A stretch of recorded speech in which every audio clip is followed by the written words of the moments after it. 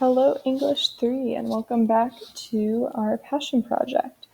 So today we are going to be working on doing some brainstorming to help us narrow down on a topic and a thesis statement. So like we talked about yesterday, remember that we want to have our thesis statement ready to go before we start writing. And the reason for that is because everything points back to our thesis. So the thesis is what drives your paper. It's what influences the choices you make throughout it. Now, what you write today as your thesis may very well change a little as you research. It might, you will actually probably revise it. But I want you to have it ready to go to at least have that idea. It's totally okay if it changes a bit as you work, but you need to have something at the end of today that at least is going to help you start researching and composing your first draft. And then as you get into revising, if you find that you need to edit your thesis or change parts of it, that's totally fine. So what we're going to be doing for our brainstorming is kind of going through a few exercises to help us narrow down on a topic. And so the first thing we're going to be doing is making a list of 10 things. These can be things that you care about, things you find interesting, or things that you want to know more about. If it helps you think about some of the things you wrote about yesterday. So for me, if I were to do this, I'll just start making a list of my 10 things. So I might say refugees. That's something that I'm kind of interested in that I'd like to know more about. I might say therapy animals. I've been talking with my roommates about that and how they're used. And maybe I might even expand that and say therapy animals in schools, because that's something I've heard about and I find interesting. Something else that I might want to learn more about could be, let's see, maybe something like, let's say motivating students. Since I am a teacher, thinking about things that are important to me in teaching is really interesting and important. Maybe, once again, I can even break that down and think of something maybe more specific, like motivating students to read, because some of you really don't like to read. That's okay. I might then think about some of my hobbies or things I really like. So I like video games. I like art. I also, I could just put animals in general. I have some others about animals, but I do like animals as well. Some other issues that I'm passionate about might be things like racial equality. And then for last one, maybe I could expand that and start thinking about maybe even things that I want to know more about, things that I'm not familiar with that I've kind of been like, I should know more about that. One of those for me could be the electoral college. That's something I've been wanting to research more. All right, and then you have a list of 10 things ready to go. So I hope me talking through that helps you see how I break that down. Then, after we do that, we're going to choose one of these and we're going to write 5 questions. So which of these do I find the most interesting that I want to learn the most about? And I think it might be this one, therapy animals in schools. So that's something I actually do find really fascinating that I'd like to learn more about. So then I'm going to write 5 questions. These can be any questions you want, but remember we're going to choose one of these to be what we write our thesis about. So if I'm going with therapy animals in schools, it could be what therapy animals are used in schools. How are therapy animals used in schools? What are the benefits to students who have a therapy animal in their classroom?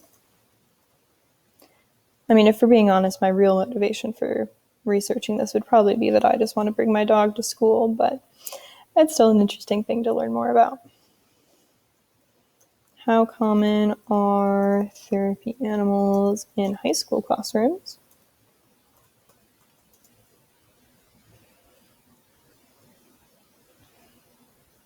And then how about, how do therapy animals assist in mental health or suicide prevention? Nope, prevention. All right, and there's 5 questions. Yours may look very different. They may go into different directions. Some of these are very basic answers, and then some of them I'm looking at benefits, or I'm looking at more specific things. So I'm thinking about mental health. I'm thinking about specific settings such as high school. I'm thinking about benefits or maybe pros or cons. So then I'm going to choose one of these questions, or may end up being a combination of a few, but and yours may look more vastly different. For example, if I went with art, my questions might be all over the place, and then I would just choose one. So, and then I could break that down and say, okay, so I think the one that I find the most interesting is maybe how common are therapy animals in high school classrooms? And so that's what I'm going to break down and use for my thesis. And I might even connect it a little bit to this question number 5 here as well. So then on Google Classroom, where you're going to submit your thesis statement, and for this is all you need to submit is these 2 lists. But for your thesis statement, I have 2 links of helpful resources. So this one is from Purdue OWL. It talks a little bit about how thesis statements look different for different types of papers. And so we are writing an argumentative paper, which means that our thesis needs to make a claim about a topic and justify this claim with specific evidence. If that sounds familiar to what we were doing in American literature, good, because it should. And so what we need to do is our thesis needs to have a claim. And this could be an opinion, a policy proposal, an evaluation, a cause and effect statement, or an interpretation. And then it should break down into, down here, a sentence that we then can back up. So, for example, their example thesis statement is high school graduates should be required to take a year off to pursue community service projects before entering college in order to increase their maturity and global awareness.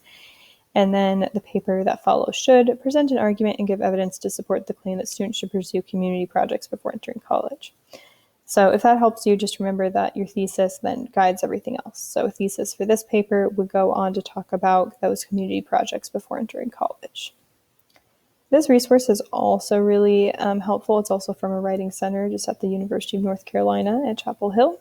It talks about what a thesis statement is, how you get there, and then some things you can ask yourself to make sure that your thesis statement is strong.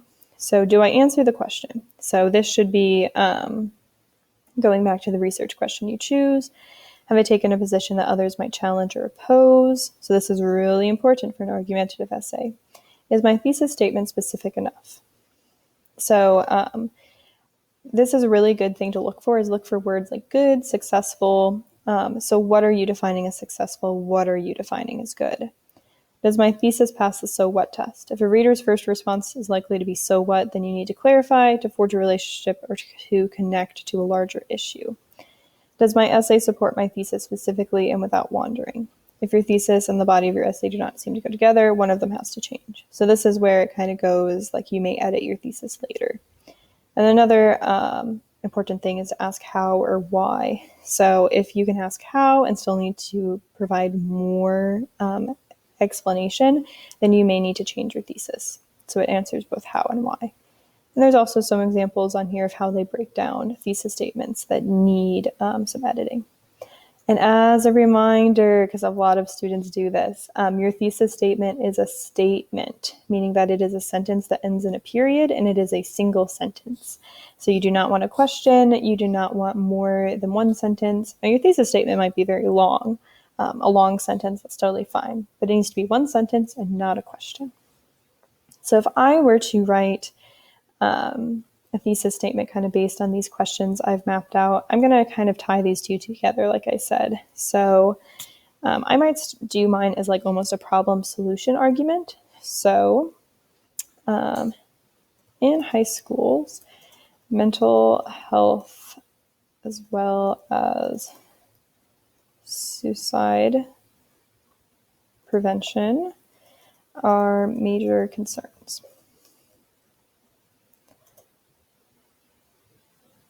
Many students may be aided by having a therapy animal live isn't quite the right word, by having a therapy animal with them in their classroom.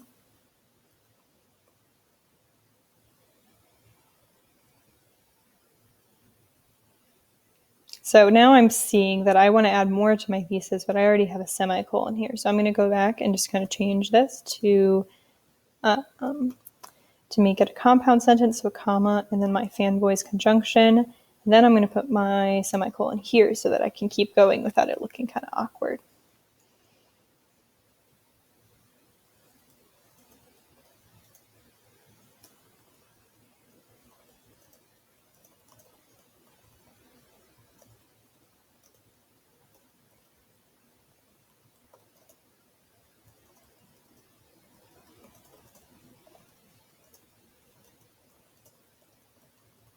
Okay, so now I'm going to read that entire thing out loud.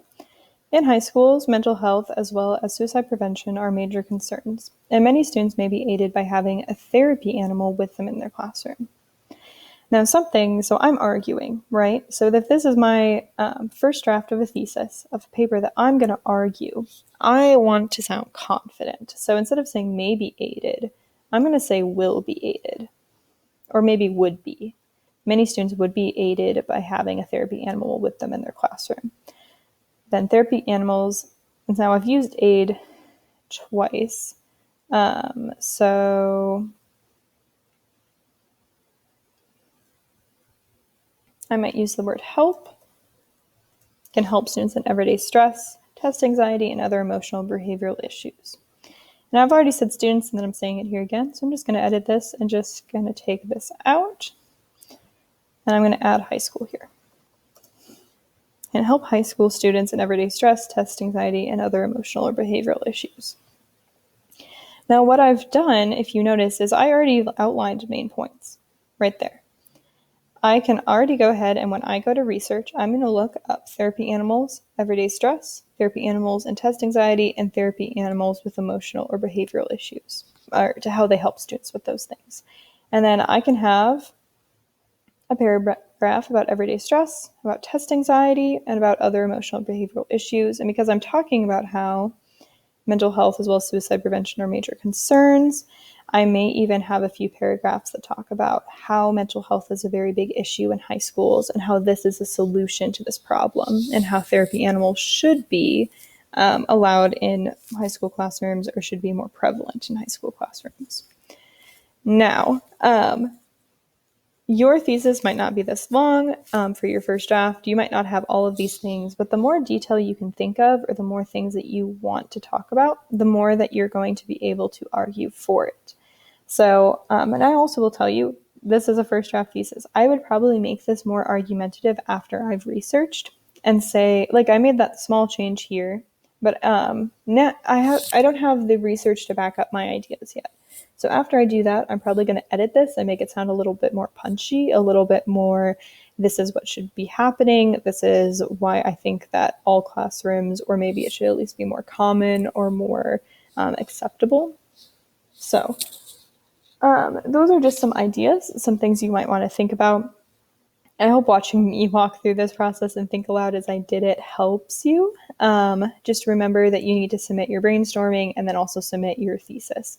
And I will give you feedback on your thesis and what I think of it and any either changes or maybe even different directions that you need to go before you start writing.